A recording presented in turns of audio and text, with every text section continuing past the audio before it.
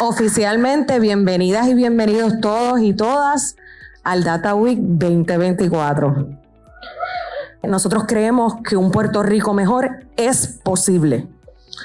Nosotros creemos que la niñez y la juventud en el archipiélago puertorriqueño merece más.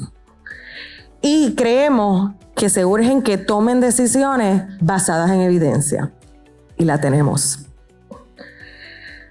Para comenzar, yo quisiera reconocer en especial a dos de nuestros miembros de Junta que nos acompañan, a la doctora Glorimar Rivera y al señor Eduardo Pagán. Gracias por acompañarnos y estar de la mano con nosotros y el trabajo que hacemos. Y con gran emoción le estaremos presentando el Puerto Rico Family Data Center. Sé que pudieron hablar con mis compañeros de trabajo, que pudieron hacerle un montón de preguntas. Y es una plataforma bien importante para muchos sectores. Hacerla nos costó mucho trabajo. Les preguntamos a la academia, les preguntamos a los funders, les preguntamos a las organizaciones sin fines de lucro, les preguntamos a la familia qué necesitan ver, cómo pueden mejor utilizar los datos. Y aquí hoy les presentamos el fruto de ese esfuerzo para beneficio del país. Seguido de eso, vamos a tener un panel también para discutir los retos que debemos atender en el tema de la educación, con una mirada a las soluciones.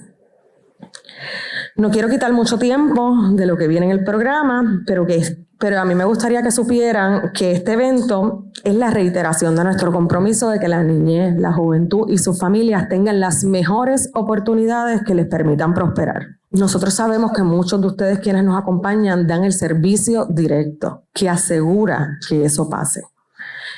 Así que les agradecemos y les invitamos a que junto a nosotros colaboren para a nivel sistémico cambiar las condiciones de la vida de esas familias en Puerto Rico. Gracias por aquí y les dejo con mi compañera, la doctora María Inchautegui, la directora de conocimiento del Instituto del Desarrollo de la Juventud. Es con gran orgullo que me estoy parando aquí ante ustedes y usar estos cuantos minutos para presentarle el Family Data Center, el Centro de Datos de las Familias de Puerto Rico. Ya yo le puse CEDAFAN, Centro de Datos de las Familias de Puerto Rico. Así que está disponible, está en vivo y es el resultado de meses y meses de trabajo arduo del equipo de nosotros. Así que estamos muy orgullosos de este producto que lo hicimos en colaboración con el grupo DataWheel. Cuentan que los datos y la pasión se fueron al campo un día, pero más pudo los datos que la pasión que le tenía. Nosotros trabajamos con pasión, pero la pasión te puede llevar hasta cierto punto. Así que estamos trabajando con datos para muchas distintas razones. La gente usa datos por muchísimas razones. Estaba ahorita calculando aquí, nosotros en esta fuente de datos tenemos más de 20,000 clics. Usted puede hacer más de 20,000 datos que ustedes pueden acceder en esta base de datos, 20,000. Con 20,000 datos hay un dato para cada uno de ustedes, para todos los colores, para todos los gustos. Pero como dije, la gente usa los datos por distintas razones y puede ser para mejorar el entendimiento de un problema, puede ser para hacer un punto, para hacer un argumento. Nosotros queríamos sacar esta base de datos también en este momento porque en los próximos meses los puertorriqueñas y puertorriqueñas vamos a estar haciendo importante los próximos años en Puerto Rico y queremos que haya una base de información para guiar unas plataformas políticas y para guiar estrategias de movilidad económica. Un candidato puede usar este dato para decir, mira, en mi pueblo el desempleo bajó de X a Y en los últimos 4 años. La persona puede decirle, sí, pero en ese pueblo los nenes casi se desaparecieron porque aquí había 2,000 nenes y ahora veo en 4 años que hay nada más que 500. Hay todo un tipo de conversación que puede ocurrir, pero nosotros queremos que los datos los usemos para ir más allá del entendimiento, más allá del argumento, que lo usemos para resolver problemas, que lo usemos para el beneficio de la gente. El Centro de Datos de la Familia de Puerto Rico resume miles y miles de historias de las familias de Puerto Rico.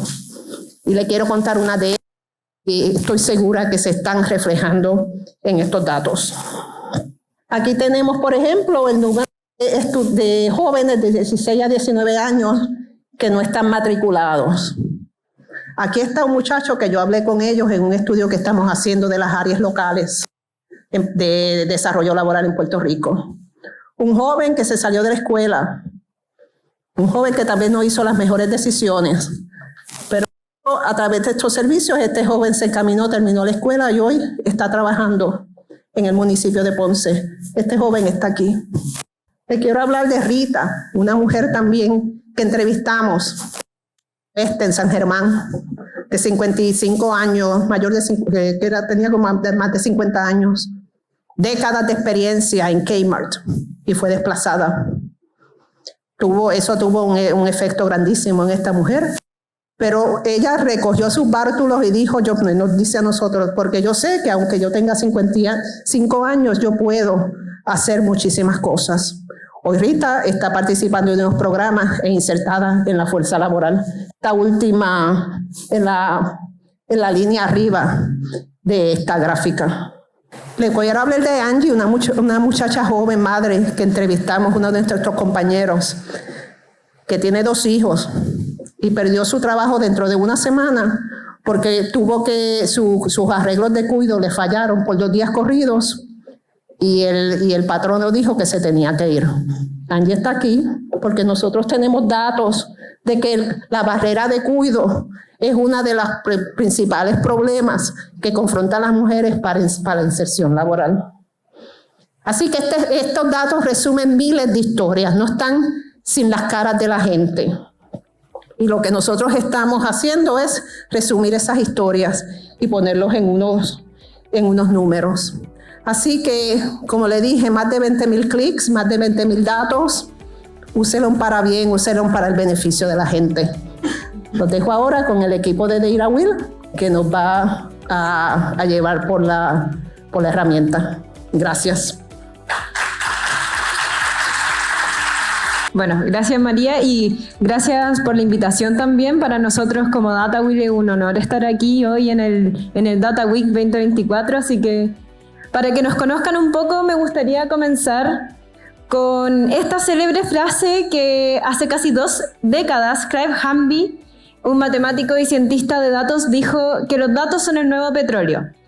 Pero en 2021 Michael Palmer, otro cientista de datos muy famoso también, complementó esta frase diciendo que efectivamente los datos son valiosos, pero si no se refinan, realmente no pueden ser utilizados. Tienen que transformarse, ya sea en gas, plásticos, químicos, para crear una entidad valiosa que impulse una actividad rentable. Del mismo modo, los datos deben ser desglosados y analizados para que tengan valor. Y estas frases en realidad reflejan la esencia de lo que nosotros hacemos. Somos DataWheel y precisamente nos dedicamos a refinar estos datos e integrarlos, datos brutos, para convertirlos en información útil y accesible para que todos los tomadores de decisiones puedan basarse en estas evidencias a través de nuestras visualizaciones y plataformas de datos.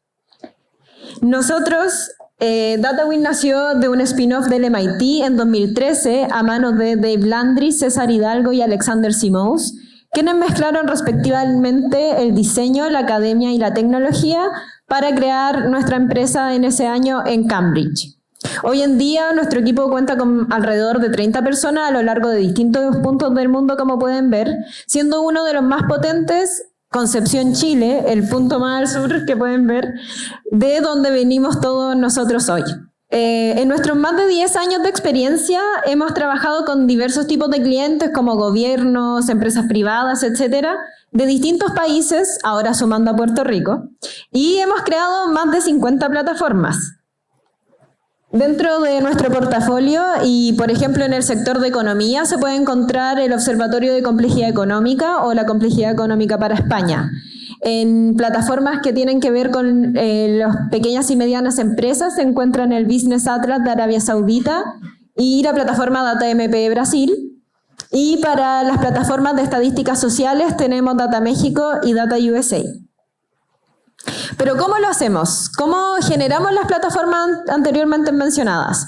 Y aquí me gustaría hacer una analogía con IKEA, porque nosotros tomamos los distintos tipos de datos de distintas fuentes muchas veces. En el caso de IKEA pueden ser los sofás, ¿cierto? Las sillas, las alfombras, los escritorios, y los integramos en un tema común. A esto nosotros le llamamos la creación de reportería automatizada, lo que para IKEA es la creación de los distintos showrooms. Luego de conocer cómo trabaja DataWheel, es que nace esta alianza con el IDJ, donde DataWheel aporta todo el desarrollo tecnológico por el cual se ha caracterizado este trabajo durante estos años, pero también el Instituto del Desarrollo de la Juventud aporta toda su expertise en el área de trabajo con Puerto Rico, la niñez, las infancias, la juventud. Y esta alianza genera Puerto Rico Family Data Center, esta plataforma que tiene como principal objetivo facilitar el acceso a la información, porque sabemos que la información es poder, ¿cierto? De esta manera, aportar en el desarrollo de la creación de nuevas políticas públicas que aporten en todo este gran tema de trabajo que son las infancias y la juventud. De esta alianza también en DataWheel nace este team ejecutor. Está Grace Riquelme como líder de operaciones y project manager junto a Natalia Rodríguez, Sebastián Espinosa como ingeniero en frontend, Helmi Hermosilla como ingeniera en backend, Nicolás Netz como ingeniero de datos y quien les habla como diseñador. Tenemos que saber de dónde se obtienen los datos que vamos a presentar en la plataforma. Los datos pueden venir de distintos lugares, así como mencionó Grace en esta analogía con IKEA. Entonces acá tenemos el Censo de los Estados Unidos, el Instituto del Desarrollo de la Juventud y el Head Start como distintas fuentes de datos. De estas fuentes de datos nacen 4 grandes tópicos que se van a ver reflejados en la plataforma, como por ejemplo familia y empleo, ingresos y pobreza, salud y educación. Que estos tópicos de datos se pueden encontrar desde el año 2010 hasta el año 2021 en la plataforma y para 2 grandes perfiles geográficos. Se pueden encontrar para jurisdicciones y para municipios de Puerto Rico, en los cuales también vamos a encontrar distintos tipos de indicadores de las distintas áreas mencionadas en los tópicos, por ejemplo, población estimada, ingreso medio de las familias, número de familias, entre otros datos. En cuanto al contenido de esta plataforma, el Puerto Rico Family Data Center tiene 4 grandes categorías. La primera categoría es una sección de comparación, donde se pueden comparar los datos de las jurisdicciones por un lado o de los municipios, también un sector de economía, un sector de empleo y un sector de educación que a su vez tienen subsecciones respectivamente cada una de estas categorías. En cuanto al diseño de la plataforma, el foco central era mostrar Puerto Rico. Entonces se utilizan diferentes y variadas imágenes de Puerto Rico, que es el protagonista de esta plataforma, y también se utilizan los colores institucionales del IDJ,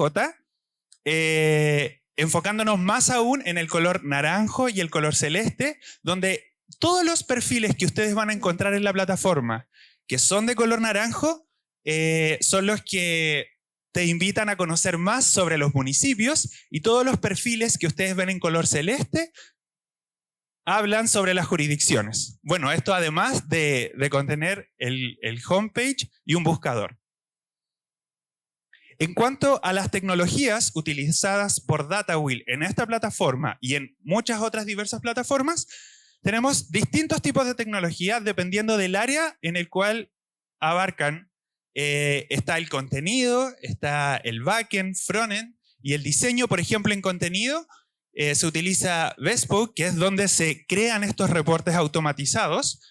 En el backend tenemos Tesseract, que es desde donde se alimentan estos reportes. Frontend tenemos Next.js, que es donde se construyen estos reportes, y D3+, que es donde se construyen las visualizaciones que ustedes van a poder encontrar en la plataforma. Bueno, y en diseño se utilizó Figma, que es una interfaz colaborativa de diseño. Cabe destacar que 3 de estas tecnologías fueron desarrolladas por DataWheel: Bespoke, Tesseract y D3+. Bueno, la contribución de la plataforma genera la democratización de los datos.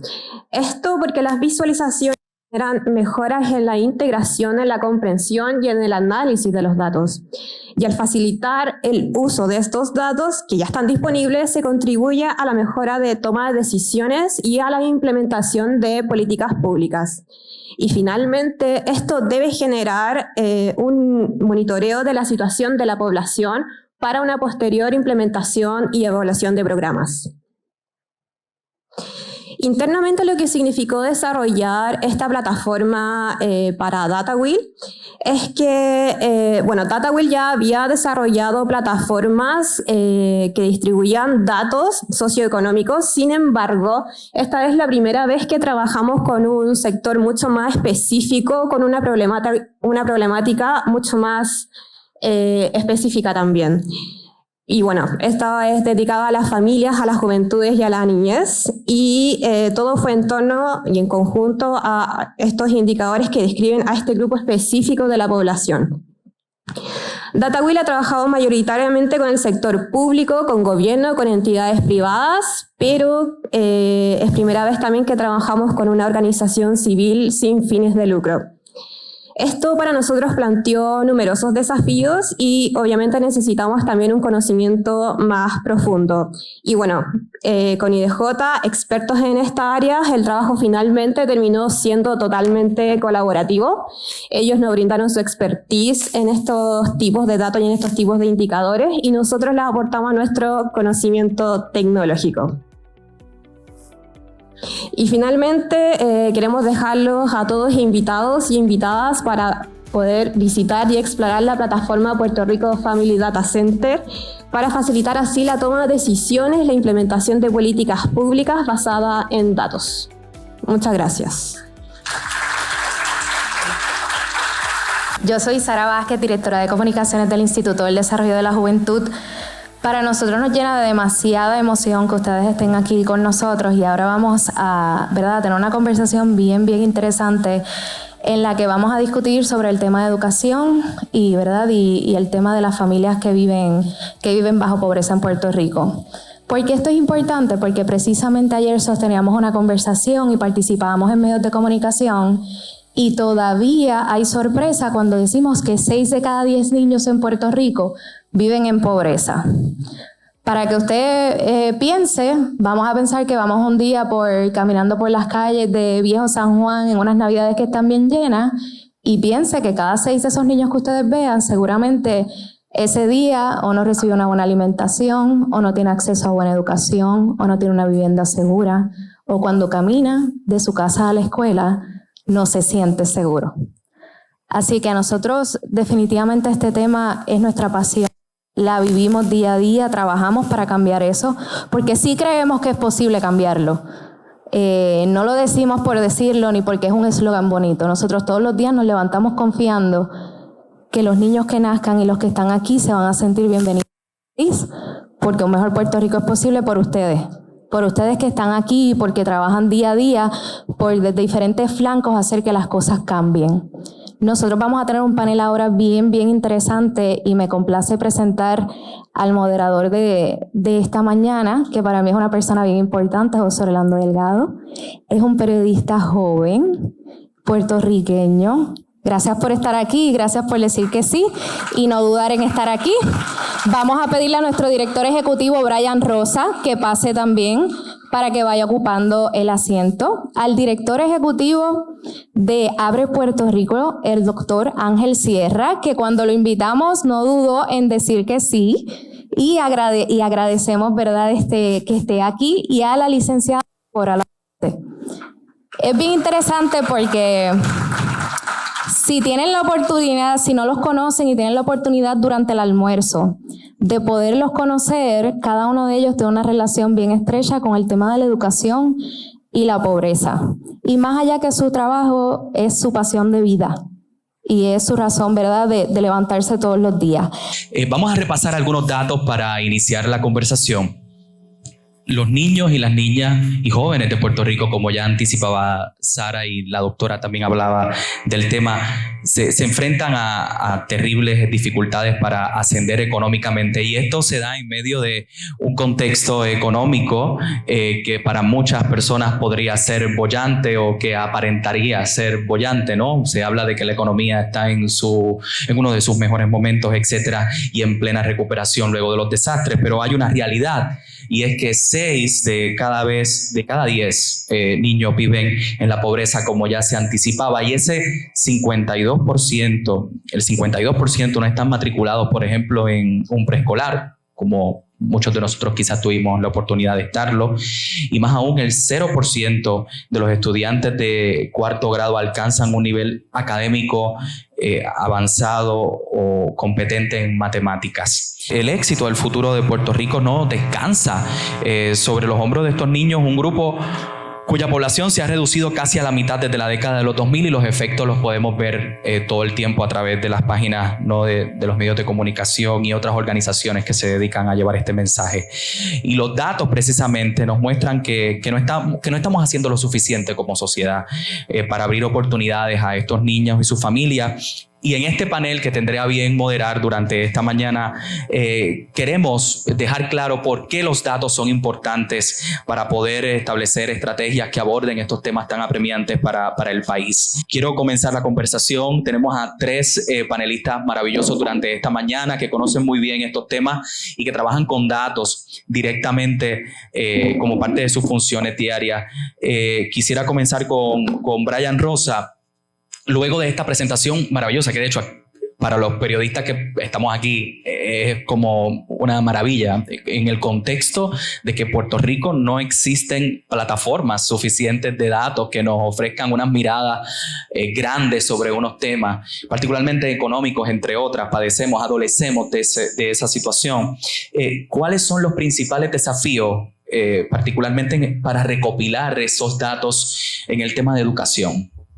Mira, el instituto por los pasados 10 años se ha enfocado como primera pilar de la estrategia en tener datos, porque con datos podemos tener una conversación. Y a lo largo de los 10 años hemos publicado el índice de bienestar de los niños y jóvenes en el país, y esos datos nos permiten tener una mirada estática de qué ocurre en diferentes dimensiones de la realidad de las familias con niños. Y la motivación de querer trabajar una herramienta como la que estamos presentando hoy realmente responde al usuario, a la persona que necesita y busca los datos y no los puede encontrar con facilidad. Yo estoy seguro que podemos aquí hacer un grupo focal y contamos historias de horror. Usted fue a buscar un dato y le descargó una tabla de Excel que nadie entendía, o un documento en PDF que para copiarlo y pegarlo había que pelear con alguien. Entonces, todo este acceso de datos pues impide que uno pueda tomar una decisión lógica y que sea la más conveniente. Así que cuando hablamos del futuro de Puerto Rico, hablamos de los niños, no podemos jugar al azar y pensar en mitos o en cosas que puedan influenciar nuestra decisión. Hay que tomar las decisiones basadas en datos. Así que como primer eslabón de cambio, nosotros pensamos que el acceso a los datos y el uso de los datos es una prioridad. Ahora bien, también cabe reconocer que hay unas limitaciones también en el acceso de los datos. La manera en que se recogen los datos en Puerto Rico quizás no es igual que en algunas otras jurisdicciones, pero eso no puede ser una excusa para no hacer el esfuerzo de encontrar el dato más cercano a la realidad en la que vivimos. Yo aprendí mucho de la doctora María Chautegui cuando yo era el gerente de política pública y ella supervisaba mi trabajo directamente. Esto que ella me decía: Brian, tú nunca vas a encontrar el dato que sea 100% perfecto, pero si tú estás más cerquita de la realidad y de la verdad, ahí puedes estar, hasta ahí puedes llegar. Así que los datos nos ayudan a acercarnos a una realidad en la que viven las familias y nos permiten tomar mejores decisiones. Sierra, yo sé que usted ha estado muy directamente ligado al tema de los datos y a través de Abre Puerto Rico, que hace un trabajo en esa dirección excepcional para el país y colocar en contexto muchas de los panoramas y escenarios económicos en la isla. ¿Cómo se reciben estos datos por parte de la sociedad? ¿Cuál es el interés que pueda haber, ¿no?, de parte de organizaciones, de los propios ciudadanos, que ustedes han podido experimentar? Porque algunas veces pensamos que los datos se crean para X o grupos o organizaciones y que realmente la gente no está interesada en eso. ¿Qué ustedes han podido ver? Pues mira, precisamente, y muy buenos días a todos, ha sido lo contrario quizás a esa opinión popular.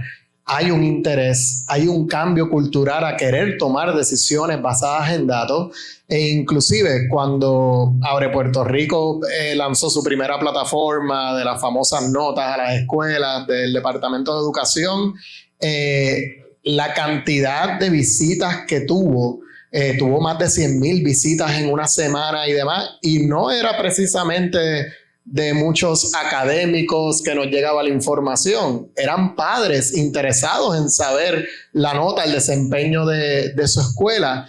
Y recuerdo que inclusive cuando se presentó la plataforma originalmente, recibimos algunos correos y algunas comunicaciones de personas que nos reclamaban, no tanto peleando por su nota o el resultado o el dato, nos reclamaban que por qué mi escuela no tiene el índice, no tiene el dato, ¿verdad? Porque como ustedes muy bien mencionaban, no es perfecto, no podíamos obtener todos los datos y demás. Así que definitivamente hay un interés. Concuerdo en que siempre van a haber unas áreas a mejorar desde cómo se recoge el dato, el tipo de análisis que se hace y demás.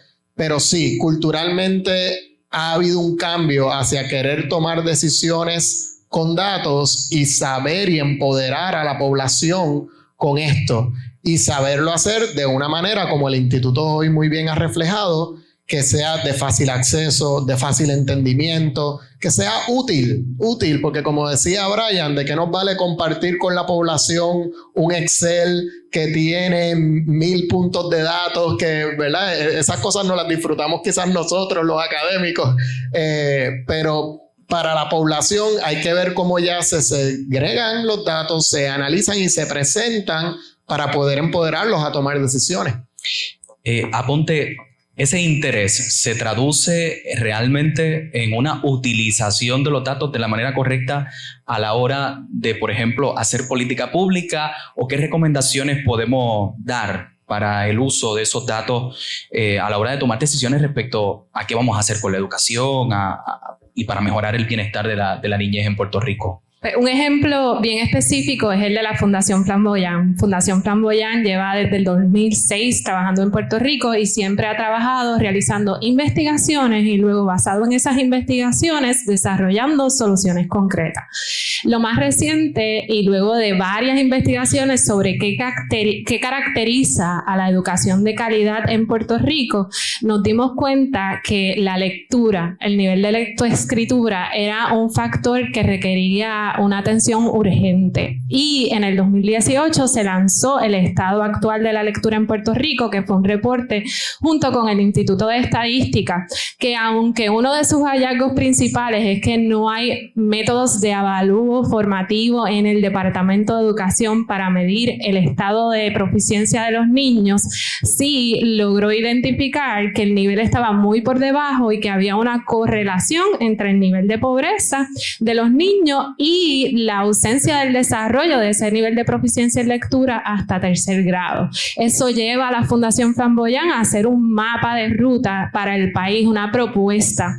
Y entre las políticas públicas recomendadas están precisamente el establecer un sistema de avalúo formativo y el volver a dar una prueba de mecánica de lectura para poder saber, y comprensión lectora, para poder saber ese estado. Así que sí, tener datos o no tenerlos y saberlos, que es un poco algo que vemos en el documento que nos entregaron hoy. Si ven el estado de lectura de los niños en cuarto grado, lo que dice es ND, no tenemos disponibles los datos. Así que podemos establecer prioridad y podemos recomendar políticas públicas específicas basadas en esos datos o en esa ausencia de datos, ¿verdad? Para que se creen o mejore su calidad.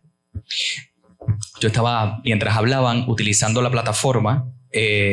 Y estaba mirando datos. Por ejemplo, entré al municipio de donde yo originalmente soy, de Coamo, y veo unos datos muy interesantes. La verdad es que lo podemos resumir en que 6 de cada 10, ¿no?, a nivel general viven bajo los niveles de pobreza. Ese contexto de pobreza, Rosa, ¿cómo puede incidir en el desarrollo del aprendizaje de un menor, ¿no?, y su crecimiento ya una vez pasa la etapa de la juventud y posterior a la universidad, etcétera? Mira, como trajo la compañera, hay una correlación clara entre pobreza y bajo aprovechamiento académico. Esas las estadísticas te lo pueden decir. También hay una regresión que hacen los economistas constantemente, que es a mayor escolaridad, mayores ingresos también. Así que si tienes mayor aprovechamiento académico, mayor achievement, mayores grados académicos, en consecuencia tus ingresos aumentan. Pero pensemos fuera de esas estadísticas. Claramente, para que un niño pueda aprender, necesita que el maestro sea eficiente, pero el niño necesita poder dormir y descansar antes de empezar la escuela. Tiene que desayunar antes de comenzar a tomar las clases. Si el niño tiene que sufrir el estrés tóxico porque sus padres no saben cómo van a pagar la renta ese mes, tiene que ser bien difícil aprender en esas condiciones. Así que no necesitamos realmente hacer una regresión todos los años para entender que la pobreza limita el impacto que tiene la inversión en educación que podamos hacer en este país, porque quita, remueve y también añade cargas para que estos niños puedan alcanzar su máximo potencial.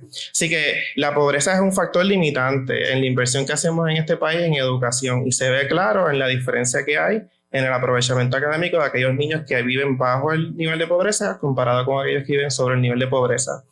No necesariamente es una causa. Hay muchas otras razones que tienen que incidir ahí. Hay muchos niños que viven en pobreza y nacen y crecen y se ponen así colorados como yo y hacen un montón de cosas bien chéveres. Pero la pobreza hemos medido quizás, o se podría medir, cuántos posiblemente rompen ese ciclo y pueden llegar a tener una historia quizás de éxito o tener una movilidad económica exitosa luego de haber pasado por ese proceso. Pudiésemos tratar de encontrar esa estadística de cuántos nacieron en pobreza y cuántos logran vencerla a través del tiempo. Para mí lo que me interesaría mucho también conocer es qué podemos hacer para que no sea la suerte. Hay muchas cosas que no conocemos, ¿verdad? Muchas cosas que inciden para que una persona como yo pueda alcanzar su máximo potencial. Sin embargo, lo que a mí me interesa es que acortemos lo que dejamos a la suerte en este proceso para que el niño se desarrolle. Que tengamos una inversión segura en educación que sea suficiente para que el niño tenga todo lo que necesita. ¿Hay alguna política pública, por ejemplo, que funcione, que esté funcionando, o que se pueda implementar, que vaya en pos, ¿no?, de encontrar alguna solución realmente viable? Mira, el instituto tiene una hoja de ruta con 10 políticas públicas. De hecho, están también en el Family Data Center. Las pueden leer con detenimiento.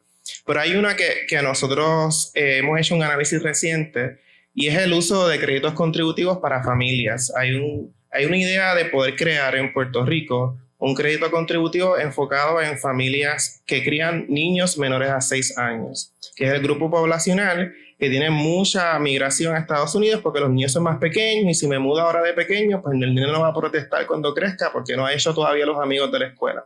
Así que muchas de esas familias toman esa decisión de irse de Puerto Rico. ¿Qué sucedería si nosotros desde el gobierno local con fondos estatales invertimos en un crédito contributivo que le dé al final del año a una familia trabajadora, a una familia que esté criando niños, que esté esforzándose en este país para echar adelante a sus hijos, una inversión para que puedan sufragar los gastos que necesite esa familia? O sea, un Child Tax Credit criollo. Un Child Tax Credit de Puerto Rico. ¿Y de dónde podría salir, por ejemplo, ese dinero? El dinero lo tenemos nosotros en esta economía. Nosotros, como compartieron anteriormente, los datos macroeconómicos en Puerto Rico presentan la mayor tasa de participación laboral histórica, el menor desempleo en años, una reducción de pobreza general que tampoco se observaba en años recientes. Así que hay dinero en la economía, y tenemos también la influencia de muchos fondos federales que están alimentando mucho de ese progreso. Así que no debemos de perder esta oportunidad, y debemos de institucionalizar una política como esta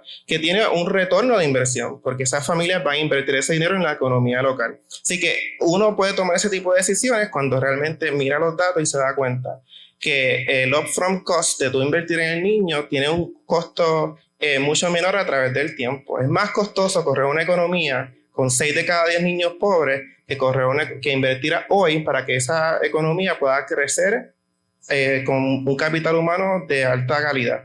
Y sabemos, por ejemplo, obviamente hacemos la propuesta, pero ustedes hacen la propuesta, pero sabemos ya quizás el resultado de lo, digamos ya como cuántos, 3 años, 2 años ya con el Child Tax Credit. ¿Hay datos que puedan demostrarle, por ejemplo, a los gestores de política pública? Estamos en pleno año electoral, así que de seguro habrá gente que pueda incluir o no incluir este tipo de propuestas en sus programas electorales para convencerles de que sí ha dado resultado ese programa federal y que uno a nivel local pueda tener unos mismos resultados.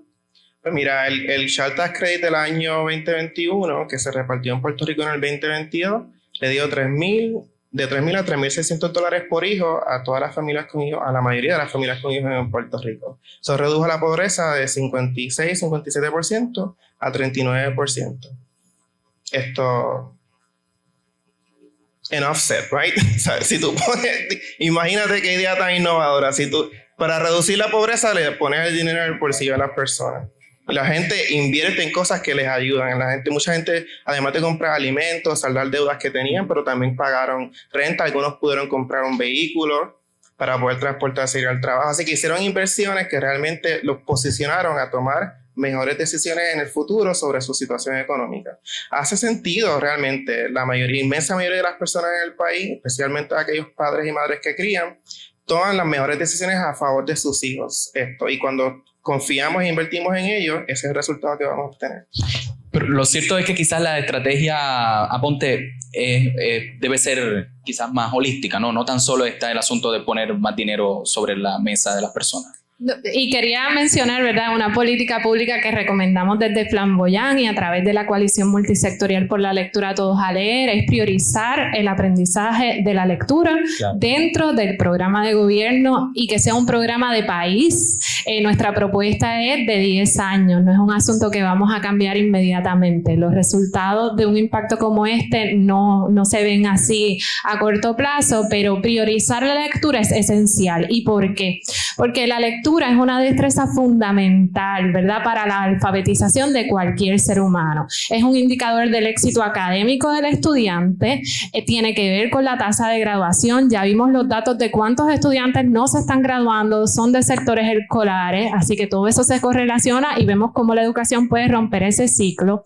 Y además de eso, es una destreza fundamental para la vida en general. Aprender a leer y a comunicarse efectivamente ayuda al aprendizaje continuo en toda la vida, ayuda a comunicarse efectivamente y poder desarrollarse como un ser humano en la sociedad, poder conocer tus derechos, entenderlos, abogar por ellos. Así que por eso nosotros también desde Fundación Flamboyant abogamos, y sobre todo en este momento específico en que estamos en el año, por el hecho de que la lectura sea una prioridad para el Departamento de Educación y para el gobierno en general y para todos los sectores que componemos el país.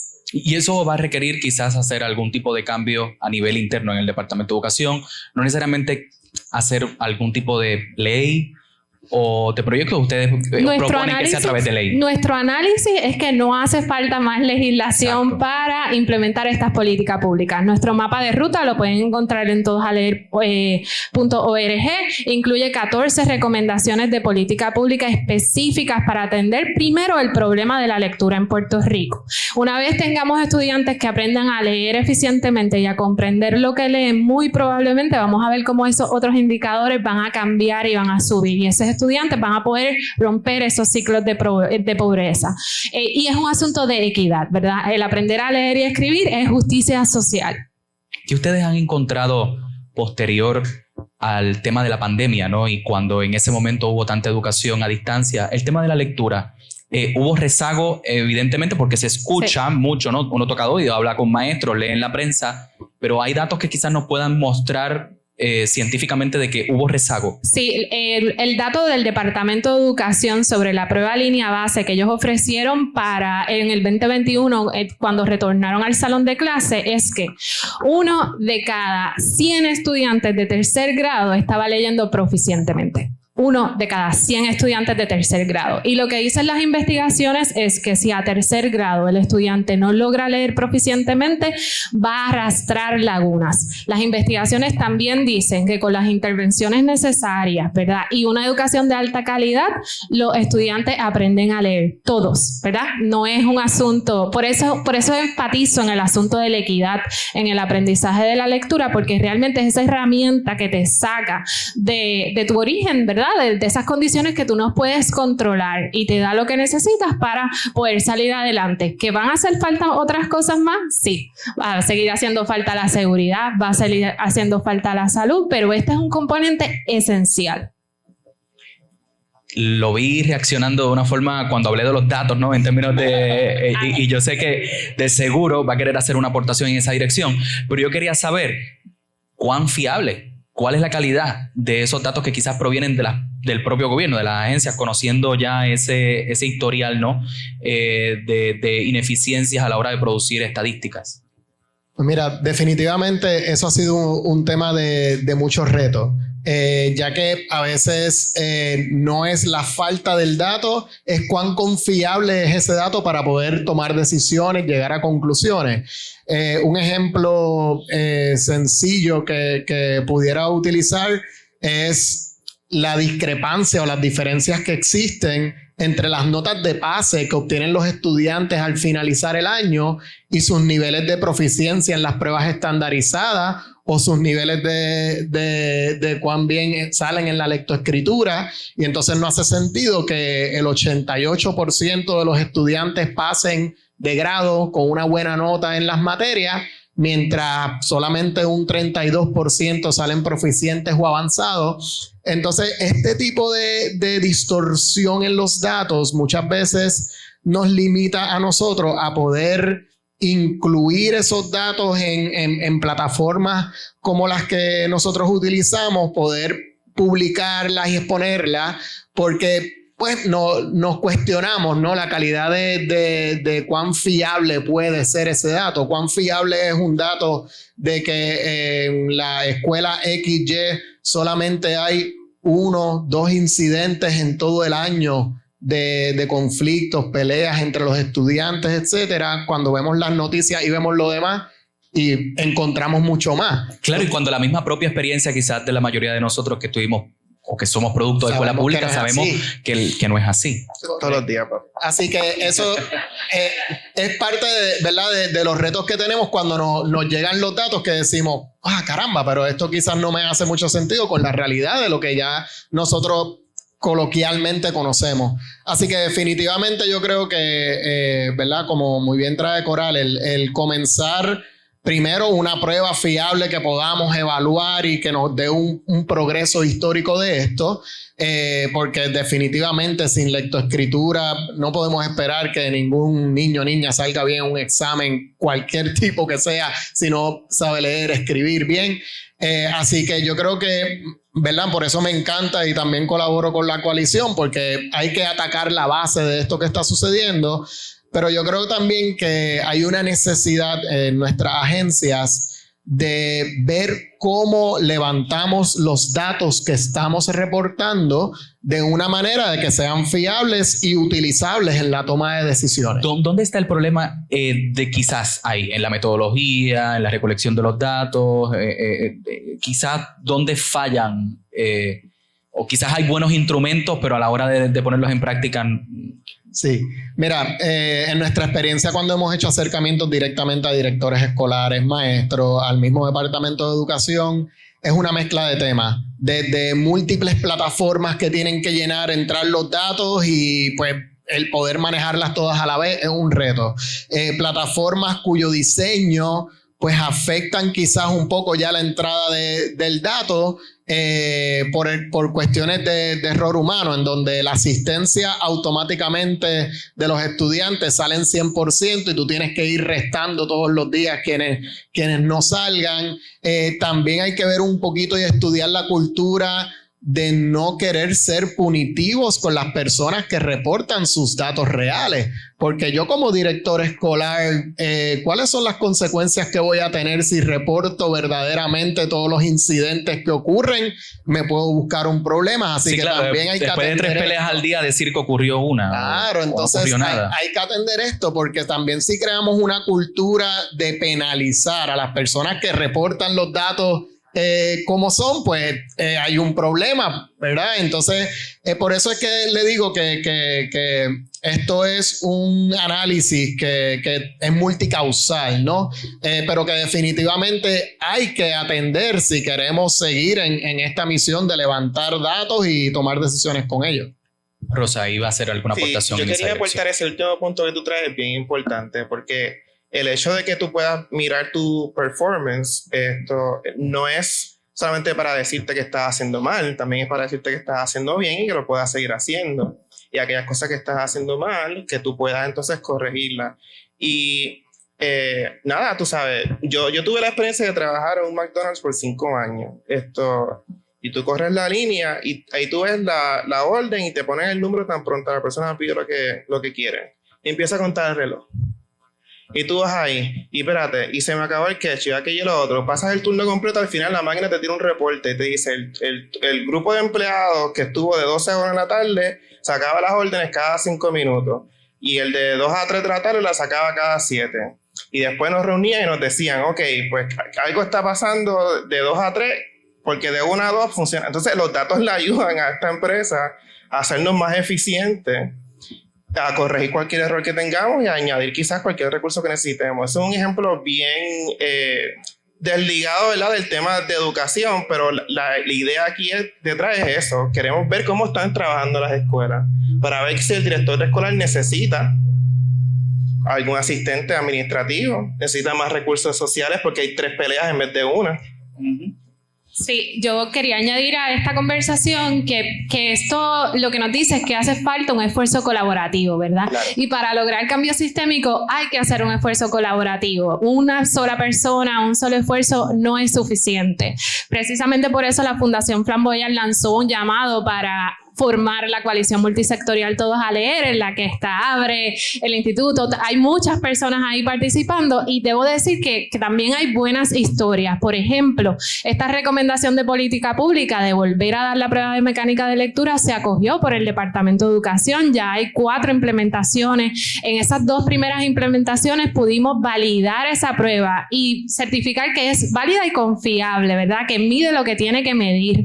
Y ahora vamos a poder construir, ¿verdad?, una línea base para saber cómo van nuestros niños. Así que esto también es positivo y demuestra que sí se puede hacer. Pero la colaboración ha sido clave, esencial, y tener bien claro, ¿verdad?, cuál es el problema y cuáles son las soluciones. ¿Cómo ustedes precisamente definen cuáles son las prioridades que hay que atender?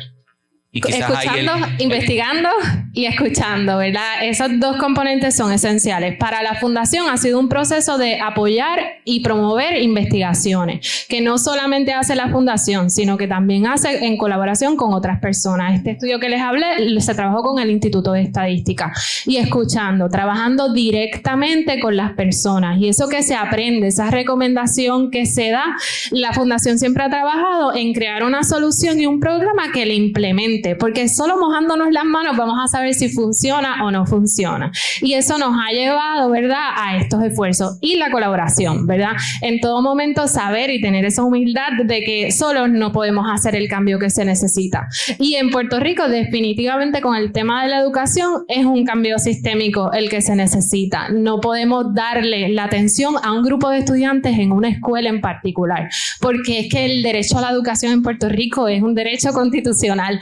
Lo tenemos, las escuelas están abiertas. La pregunta es, ¿las escuelas dan la enseñanza de calidad que garantiza ese derecho? Pues ahí es donde viene el asunto, y eso es lo que los datos nos ayudan a entender, si la educación está siendo de calidad o no, y quiénes son los más afectados. Y una vez tengamos esa información, podemos desarrollar esas soluciones más específicas.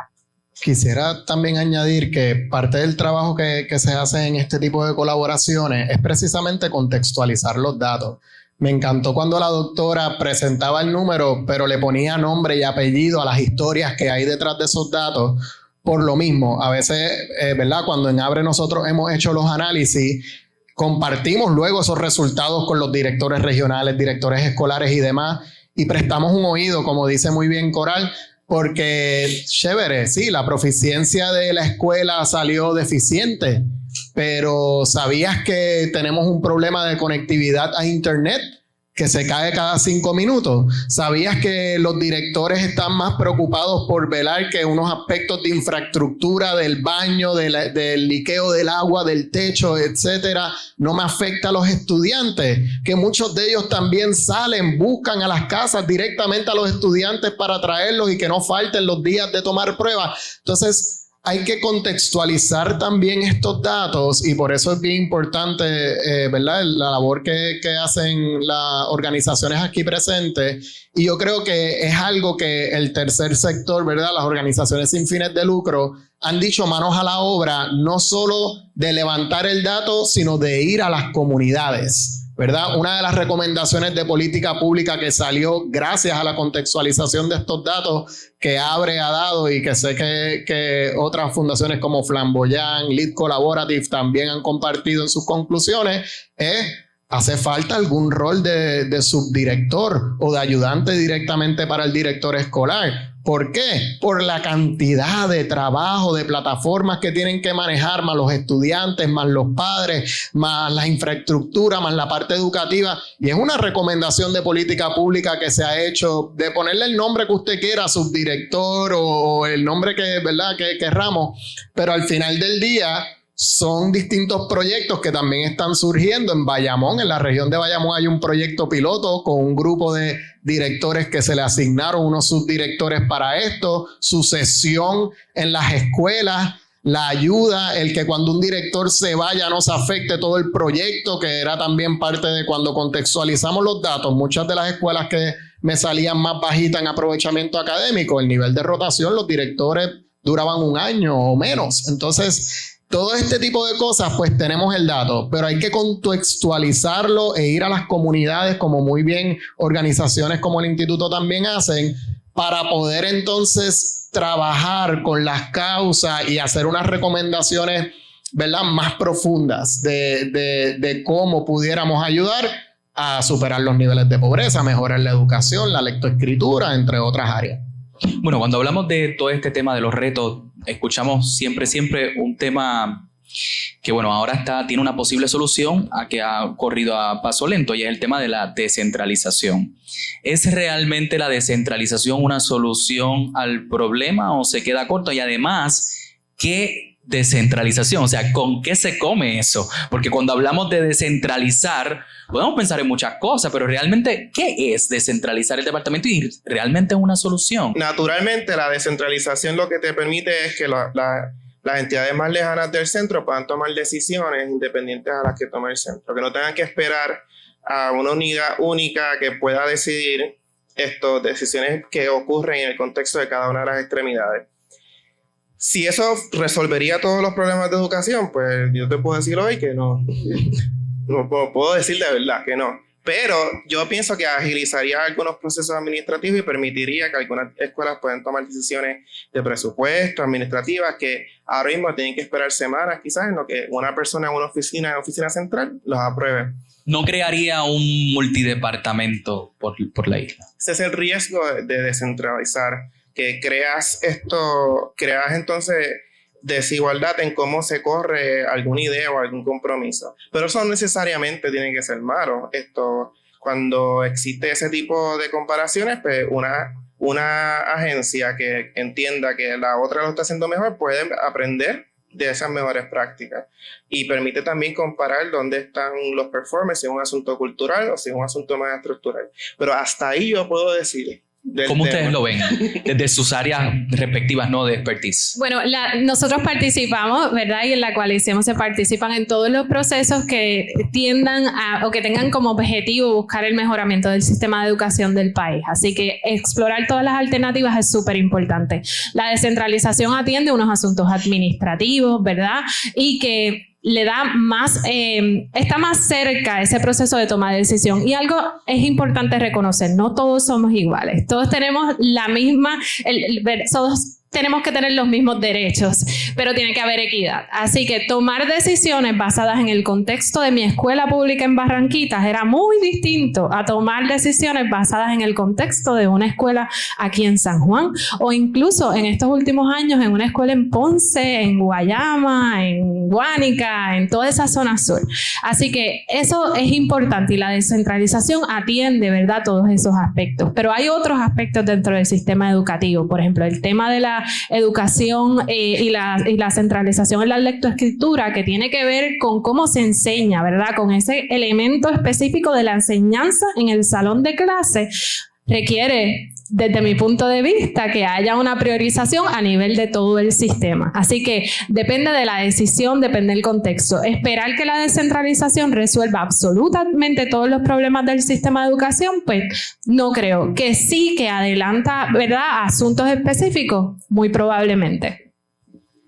A nivel de datos, la descentralización es algo fundamentado que se necesita a nivel de las investigaciones que se han hecho en Puerto Rico. Inclusive en las investigaciones que nosotros hemos hecho, una de las razones por las cuales no hemos podido llegar a conclusiones aplicables al sistema es precisamente por eso, porque la variabilidad que hay de escuela a escuela, aun cuando una esté a 5 minutos de la otra y atiendan más o menos las mismas comunidades, es gigante.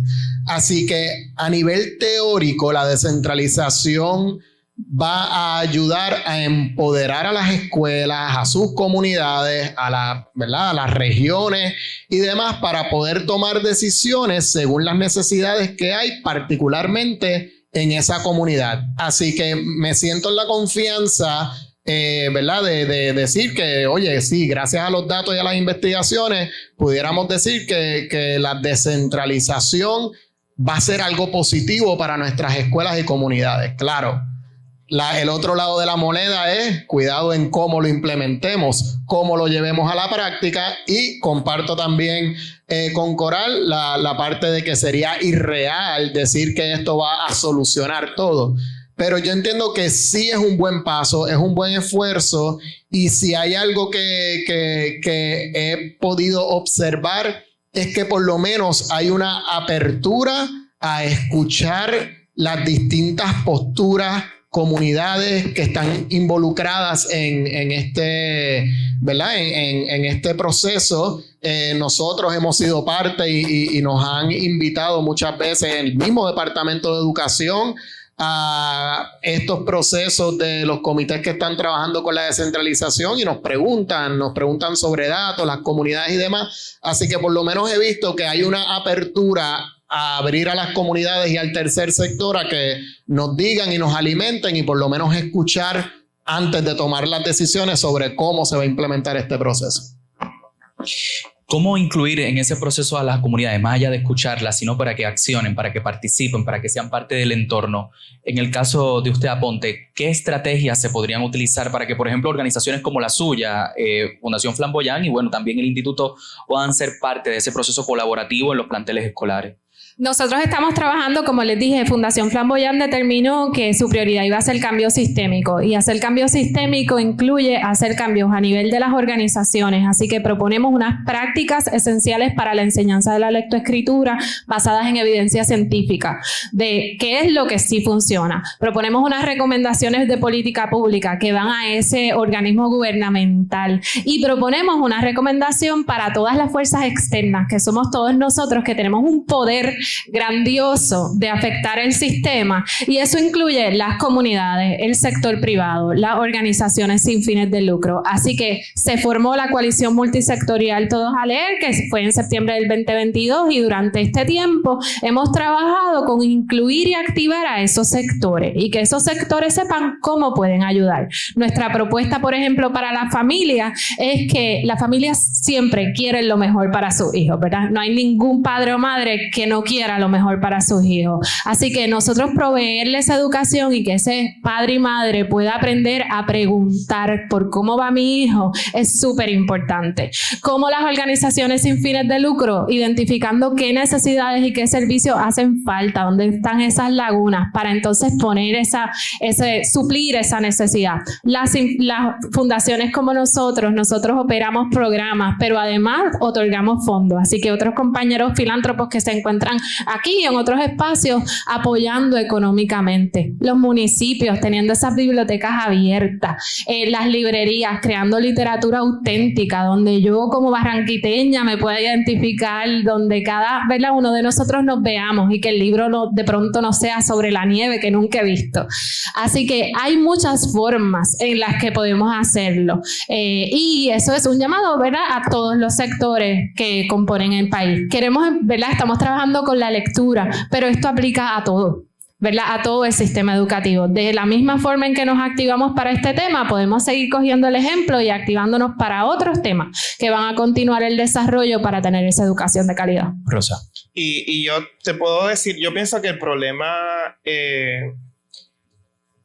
complejo, pero el asunto legislativo yo creo que está bastante entendible. La legislación es bastante completa, tiene toda la información que necesita.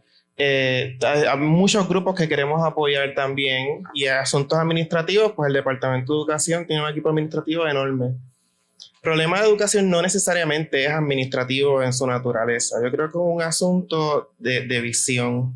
¿Cuál es la visión que queremos para que todos esos niños que entran a la sala de clase en agosto salgan en mayo, en junio, con todo ese conocimiento durante ese año académico en su mente, incorporado en su cultura? Es un cambio de cultura y de visión. Y esos cambios toman tiempo y no necesariamente con la centralización y la descentralización se resuelven. Nosotros en este país hemos tenido en los últimos 24 años, mal tasado, 22 secretarios de educación aproximadamente. El único que estuvo el tiempo completo fue el 2000. Rafael Román. De 2012 al 2016. Sí. Todos los años, un secretario. Entonces, no es que necesitamos un gran administrador que, tú sabes, me tenga esos balance sheets perfectos y el Excel y todo eso. Eso es un componente importante. Necesitamos a alguien que le dé visión y haga un cambio cultural en la educación de Puerto Rico. Esta es la agencia con el aparato de capital humano más grande, con el presupuesto más grande de Puerto Rico, de casi todas las agencias. Así que no es un asunto administrativo, es un asunto cultural y de visión. Y vamos a estar escuchando diferentes visiones sobre lo que debe ser el departamento por los próximos meses, de aquí a cuando se abran los colegios de votación el 5 de noviembre. Yo quisiera saber ya en la parte final de esta conversación, quizás 3 elementos que desde sus áreas de conocimiento deben conformar esa visión del Departamento de Educación y poder provocarnos que eso también aporte a romper con esos ciclos de pobreza y que podamos tener unos niños y jóvenes con mayor movilidad económica. No sé quién quiera comenzar en esa dirección. Bueno, mi llamado ha sido claro desde el principio. Yo entiendo que, ¿verdad?, se debe priorizar la enseñanza y el aprendizaje de la lectoescritura. Eso incluye que los maestros tengan los recursos y los estudiantes en el salón de clase, que los maestros reciban la capacitación necesaria y atada con las evidencias científicas más recientes que nos dicen cómo los estudiantes deben aprender a leer. Y además de eso, tiene que haber un sistema de avalúo formativo comprensivo, donde podamos tener los datos de cómo vamos habiendo implementado esas prácticas basadas en evidencia en el salón de clase y capacitando a nuestros maestros y a nuestras maestras. Ahí tenemos lectura, sistema de avalúo eficiente. ¿Qué usted propondría? ¿Cómo debe ser esa visión para que si alguien aquí está escuchando pueda recomendar que aporte, que se ve en algún plan de gobierno? Mira, en mi caso y obviamente desde mi lente de Abre Puerto Rico, tenemos que hablar de cultura de datos. Y cuando hablo de cultura, estoy hablando no solamente en la calidad de cómo se recoge el dato, de cómo integramos los sistemas tecnológicos y no tener que estar bregando con 20 plataformas distintas que no se comunican entre sí. Esa parte hay que atenderla, pero también hay que atender la parte de cómo estamos reforzando recoger el dato correcto o incorrecto, si estamos penalizando o no estamos penalizando a las personas que reportan los datos. Y a eso me refiero con cultura de datos, en cómo verdaderamente vamos a fomentar e incentivar el que se haga bien desde un principio y que no necesariamente se penalicen a quienes los datos no favorezcan, sino que le podamos proveer las herramientas y las ayudas para que puedan salir de esa situación. Y claro, a la misma vez tenemos que ver cómo facilitamos este proceso, ya que como sé que el instituto y muchos de nosotros nos hemos dado cuenta, los datos son muchos.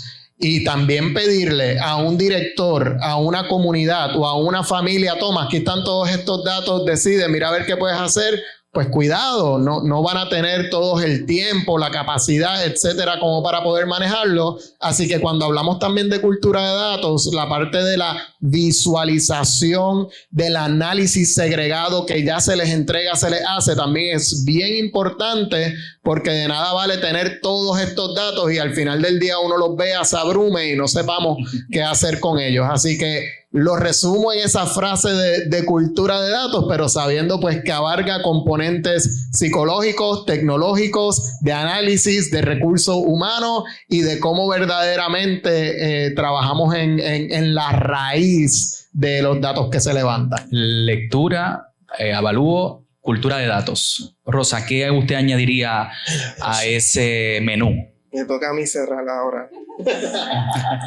Mira, yo te diría esto. En primer lugar, el Departamento de Educación, nosotros cuando miramos nuestra hoja de ruta para reducir la pobreza infantil, consideramos que el adoptar un modelo bigeneracional en la prestación de servicios avanzaría mucho en cómo tanto el estudiante y todos los adultos que están en la vida del estudiante puedan recibir los servicios y beneficios de una comunidad escolar que les pueda abrir paso a todas sus necesidades, quizás sean de cuidado, quizás sean de alimentación, quizás sean de recursos psicológicos, salud física. Así que cuando miramos los modelos bigeneracionales, creo que son una buena opción para poder atender el tema de educación. Lo segundo es que cuando yo pienso en el sistema de educación, hablamos mucho de la escuela pública, pero también hay colegios y que emiten certificaciones en grados asociados y demás. Y también tenemos la Universidad de Puerto Rico. Debemos de tener una mejor integración de nuestro sistema de educación, donde esté garantizado que ese estudiante que empezó en pre-kinder, el sistema no sea un obstáculo para que ese niño pueda hacer lo más que quiera hacer en su carrera universitaria o su carrera académica. Tiene que haber un compromiso desde ese momento en adelante de no perder rastro de quién es, hacia dónde quiere ir y cuáles son la visión y los sueños que tienen esos niños.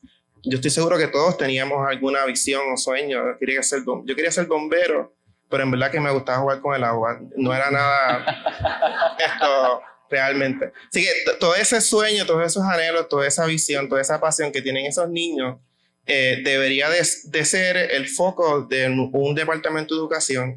Y como hablamos de este tema tan complejo, esto no es algo que lo vamos a lograr en un cuatrienio o con un supersecretario, claro, o con una descentralización. Consistencia.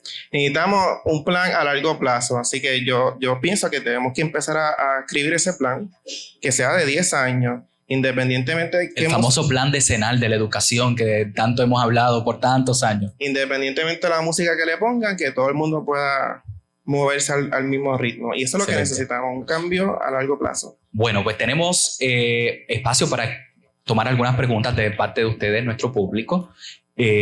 Sara Vázquez está ya con un micrófono por el centro de aquí del teatro. Y vamos, no sé si alguien quiere hacer alguna pregunta. Tenemos espacio como para al menos 3. Así que, Sara. Hola.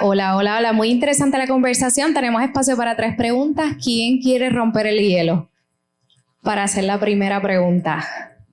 Buenas, mi nombre es Marina, representando la Asociación de Salud Mental Infantil para Puerto Rico, Puerto Rico Infant Mental Health Association, PRIMA, por sus siglas en inglés. Gracias por toda la información de hoy, de verdad, bien Me llenó mucho. Y sabemos que cuando hablamos de la lectura, cuando hablamos de los determinantes sociales para las familias, la pobreza, yo crecí en la pobreza, criada por una mamá soltera, criando 4 niños.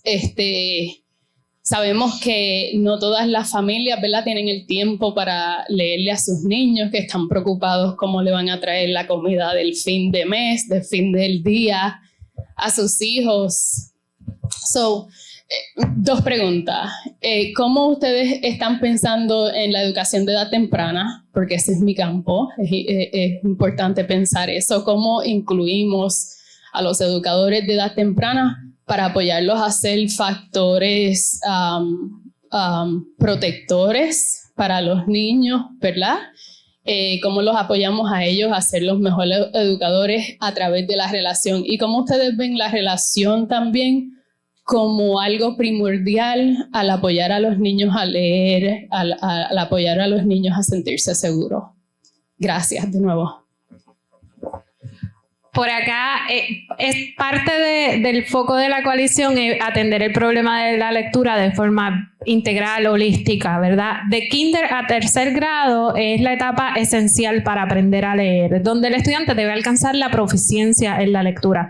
No obstante, lo que pasa antes es súper fundamental, ¿verdad? Las investigaciones comparan ese nivel de vocabulario que tienen niños que han pasado por experiencias enriquecidas del lenguaje antes de llegar al kindergarten y llegan con una ventaja, ¿verdad?, específica. Así que hay un poco la política pública recomendada por el instituto de ese dinero para las familias para atender el asunto de cuidado es fundamental. Así que sí, forma parte. Y una de las áreas de enfoque de la coalición es esas organizaciones que atienden toda esa parte del nivel preescolar. Por eso el Departamento de la Familia y Acuden, por ejemplo, es miembro de la coalición, firmaron un acuerdo de colaboración y trabajamos también en conjunto y de forma colaborativa.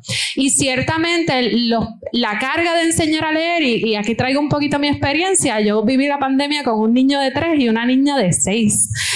Así yo soy abogada, pero yo no soy maestra, así que ¿cómo yo voy a enseñar a mi hijo a leer? Eso para mí fue romperme la cabeza, yo no sé, pero contaba con una educación de calidad desde la institución en donde mis hijos estudian. Así que esa calidad de esos maestros en ese caso nos ayudó. Y activamos la red de apoyo, ¿verdad? La abuela maestra, la hermana maestra, la tía, ¿verdad? Toda esa red de apoyo.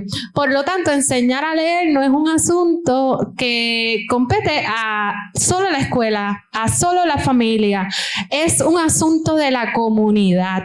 Puede ser que esa madre soltera con la cual me identifico, no pueda, ¿verdad?, sentarse a leerle, pero a lo mejor hay un vecino, una vecina, promotor de lectura que podemos desarrollar, que junta a todos esos niños y una vez a la semana les hace un cuento. Y a lo mejor esa es la experiencia de vida que hace que ese niño ame la lectura. Así que, ¿qué rol podemos jugar cada uno de nosotros en la vida de un niño para que aprenda a leer? Leerle. Ya desde ahí empezamos. Los que estamos en otras posiciones podemos hacer otras cosas. Establecer política pública. Los maestros y las maestras asegurarse de que eso ocurra. Los profesionales de la salud, como usted misma que nos hace la pregunta, identificar cuando este niño yo creo que no está aprendiendo y poderle decir a la maestra, mamá, verifícate cómo va con la lectura porque a lo mejor no veo que me pueda leer las cosas bien. Todas esas son cosas que requieren una tribu, literalmente. Uno de los factores que usted implica un poco en su pregunta también y que es algo que hemos hablado en la coalición también, es ver o estudiar un poco cómo está siendo la preparación académica del magisterio desde las universidades.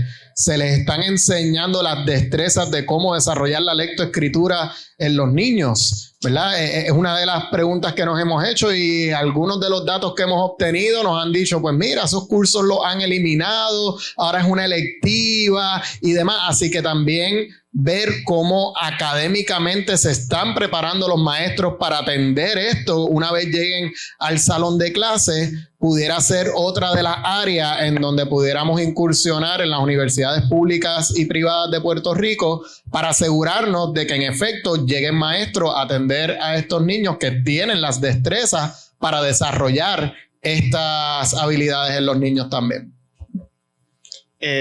Sencillo, hay que pagarle más a los profesionales que trabajan con niños menores en edad temprana. Hay que pagarles más. Yo tengo una pregunta más fácil. La mía tiene que ver con la herramienta. Yo trabajo redacción de propuestas más a nivel federal ahora mismo y trabajo en varias organizaciones. Hay veces que los datos dan, ¿verdad?, para hacer los argumentos y hay veces que no dan y los tenemos que ir a buscar. Muchas organizaciones con las cuales he trabajado han tenido que crear su fuente primaria de datos para poder llegar a algunas cosas que no se pueden llegar y encontrar cosas que no se pueden encontrar solamente con mirar el censo o al Instituto de Estadísticas. Inclusive hemos tenido que financiar, entrar variables nuevas al Instituto de Estadísticas para ver más adentro algunas situaciones y contextos. Reconozco que la herramienta tiene datos que ya eran públicos, ¿verdad?, que son los del censo y los de Head Start, y que tiene una movilidad bien chula en el interface que va a ayudar mucho a analizar. Yo quería saber más a fondo qué datos se levantaron nuevos, con fuentes primarias nuevas en esta herramienta, solo porque como ya leo tanto y sé bastante de la situación, pues quería decir, bueno, ¿qué hay nuevo en la herramienta para poder contextualizar de nuevas maneras? Y aquí voy a mirar para este lado porque la gente que brega con los datos está aquí. Pero lo que yo sí sé es que el instituto lanzó la encuesta socioeconómica Familias con Menores, que levantó datos a nivel isla sobre algunos indicadores que no aparecen en el censo. Una de las preguntas que a mí me gusta leer esta estadística porque hace una pregunta sobre el willingness to work, usted desea trabajar o no, y luego pregunta cuáles son esas barreras al empleo. Y así podemos tener evidencia de estadística que nos dice que estas barreras no son imaginadas, no es que le pasa a una persona más nada y ya. El 85% de las personas que no tenían trabajo, cuando se le hizo la pregunta si querían trabajar, contestaron que sí. Puerto Rico la gente sí quiere trabajar, y lo que pasa es que es bien difícil cuando tienes todas estas barreras al frente de ti. Así que esa encuesta tiene su segunda entrega ahora en julio. Recogemos los datos de julio hasta octubre. Y ya para el próximo año presentamos ya los datos curados y estaríamos integrándolos en la herramienta nuevamente. Correcto. Y eso vas a notar que solamente tiene el dato para el 2022, que fue el año en que se hizo la encuesta. Pero esa encuesta sigue y cada año se siguen sumando.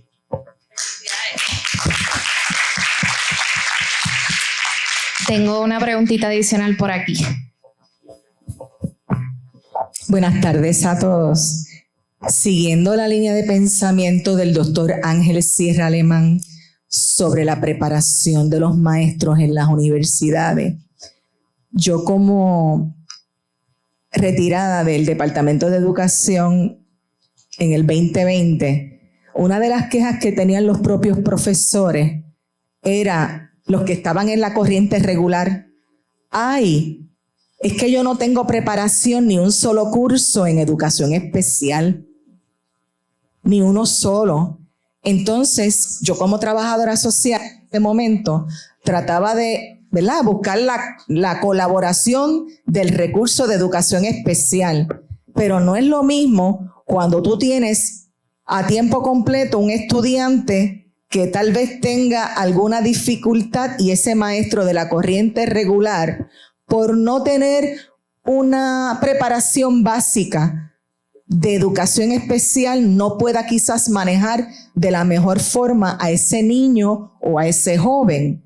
Esto es un comentario, ¿verdad? Pero es para que se lo lleven, porque creo que ya el Departamento de Educación debe de requerir a todo profesional, maestro, que tenga por lo menos unos cursos básicos que le van a ayudar a también trabajar con estrategias para ese niño. Porque muchas veces el maestro da palos a ciegas, no porque busque lo más fácil, sino porque realmente no tiene las herramientas. Y muchas veces, como dice el profesor Sierra, buscamos lo punitivo para el maestro también.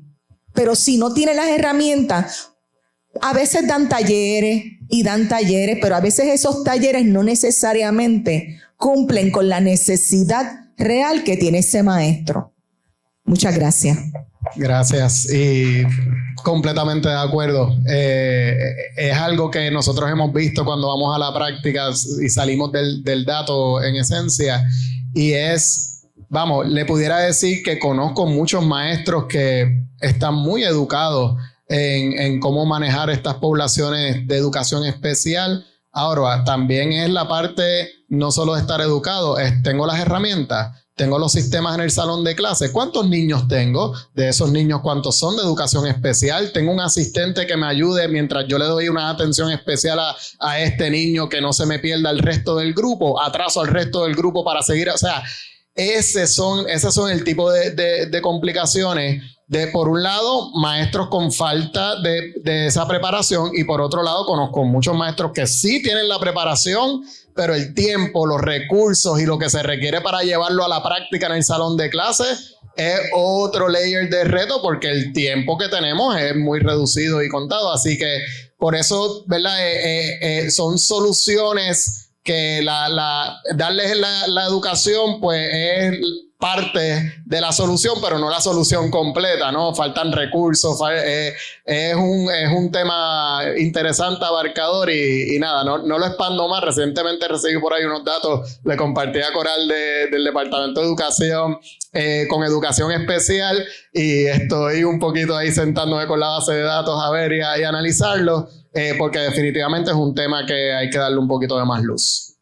Y comentando, esas son otras dos políticas recomendadas dentro del mapa de rutas: requerir el desarrollo profesional alineado a prácticas basadas en evidencia para enseñar a leer, y enmendar el reglamento de certificación de maestros para requerir que las universidades ofrezcan un curso requisito sobre cómo se enseña a leer, ¿verdad? Actualizado con las últimas evidencias que hay en este campo.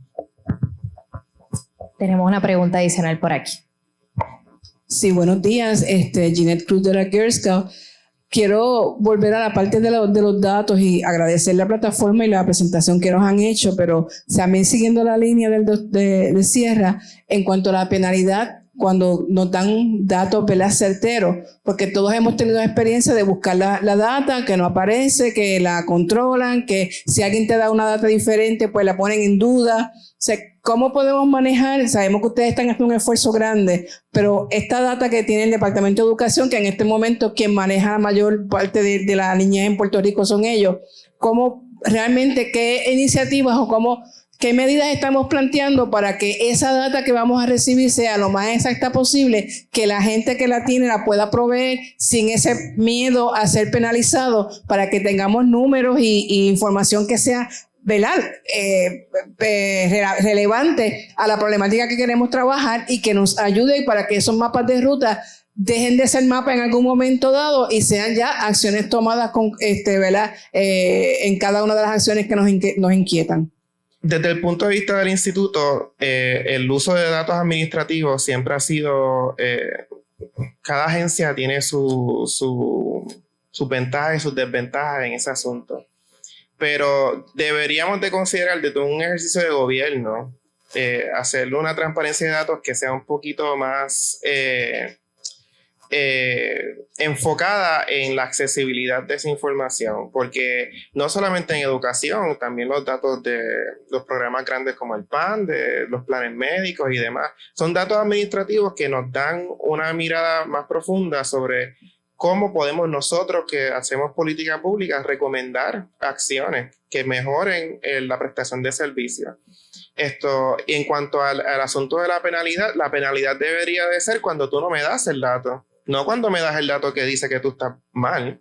Así que deberíamos de cambiar, es un cambio de cultura de datos que hay que hacer.